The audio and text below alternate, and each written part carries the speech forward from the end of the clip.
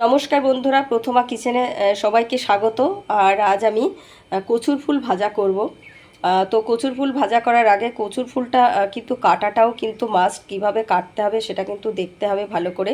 তো চলো দেখতে থাকো আমি কিভাবে কাটি আর কিভাবে আমি এই কচুর ফুল ভাজা করি। তো কচুর ফুল কিভাবে কাটতে হয় আমি একটু দেখানোর চেষ্টা করি। দেখো এইভাবে কিন্তু হালকা করে কেটে এই যে ভেতরের যে অংশটা, এটা কিন্তু ফুলের মতো একটা অংশ, এটা কিন্তু বাদ দিতে হবে।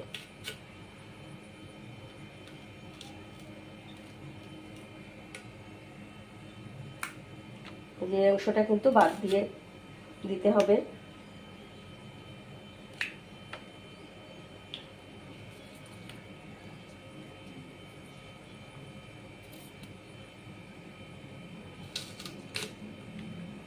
বাদ দেওয়ার পর কিন্তু ফুলগুলো এরকম ছোট ছোট করে কেটে নিতে হবে।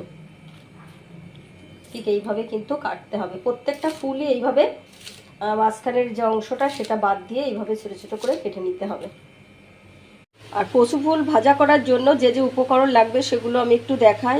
আছে এখানে পেঁয়াজ কুচি, আর রসুনের কোয়া আমি ছাড়িয়ে রেখেছি, আর আছে লবণ, আর এখানে আছে কাঁচা লঙ্কা, আর আমি ফোড়ন দেওয়ার জন্য দুটো শুকনো লঙ্কাও রেখেছি, আর গোটা জিরে।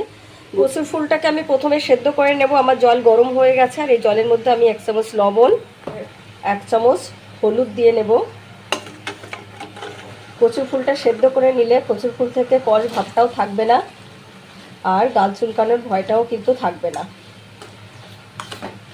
কচুর ফুলটা কিন্তু প্রায় সেদ্ধ হয়ে গেছে, আর হাফ সেদ্ধ মতো করতে হবে, বেশি সেদ্ধ কিন্তু করা যাবে না। বেশি সেদ্ধ করলে কিন্তু কচু শাকের মতো কিন্তু ঘেটে যাবে।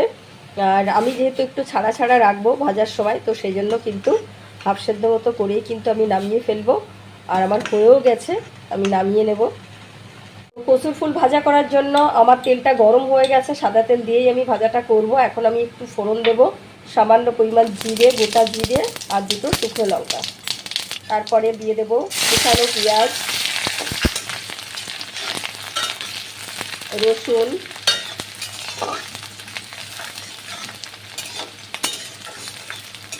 অল্প ভাজা করার পরেই কিন্তু আমি কচুর ফুলগুলো দিয়ে দেবো। যেহেতু কচুর ফুল দেওয়ার পরে কিন্তু অনেকটা সময় ধরে কিন্তু ভাজা করে নিতে হবে, সেই জন্য কিন্তু এই পেঁয়াজ রসুন আমি বেশি ভাজা করব না।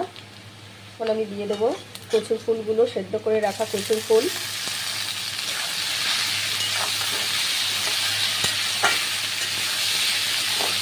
আর সামান্য পরিমাণ লবণ দেওয়া হবে, আর সামান্য হলুদ গুঁড়ো দিয়ে দেবো। আর গ্যাসের ফ্লেমটাকে মিডিয়াম করে বেশ কিছুক্ষণ কিন্তু ভাজা করতে হবে। কচুর ফুল কিন্তু বেশি ভাজা না হলে গাল চুলকাতে পারে, সেই জন্য অনেকটা সময় ধরে কিন্তু ভাজা করে নিতে হবে।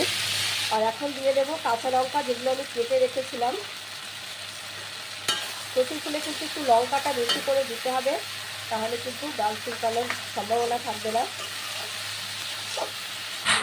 তো আমার কচুর ফুল ভাজা কমপ্লিট, আর এখন আমি নামিয়ে নেব। কচুর ফুল ভাজা কমপ্লিট, প্রায় 20-25 মিনিট কিন্তু গ্যাসের ফ্লেমটাকে মিডিয়াম করে দিয়ে ভাজতে হবে।